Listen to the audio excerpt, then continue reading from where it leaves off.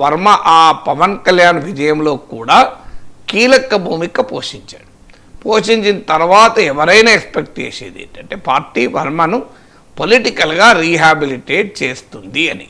అంటే కొన్ని ప్రత్యేక సందర్భాల్లో ఆ పార్టీ నిర్ణయాన్ని తీసుకున్న పార్టీ ప్రయోజనాల కొరకు నిర్ణయం తీసుకునే క్రమంలో వ్యక్తుల ప్రయోజనాలు, అందులో ఆ స్థాయిలో కాన్స్టిట్యున్సీకి కంట్రిబ్యూట్ చేసిన వ్యక్తి ప్రయోజనాల్ని కూడా కాలరాయాల్సిన అవసరం లేదు. సో దాన్ని బ్యాలెన్స్ చేయడానికి అనేక మార్గాలు ఉంటాయి. అది కూడా అధికారంలో ఉన్నప్పుడు.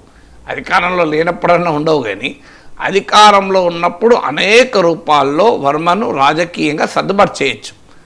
సర్దుబాటు చేయాల్సిన బాధ్యత టీడీపీ నాయకత్వం పైన ఉంటుంది.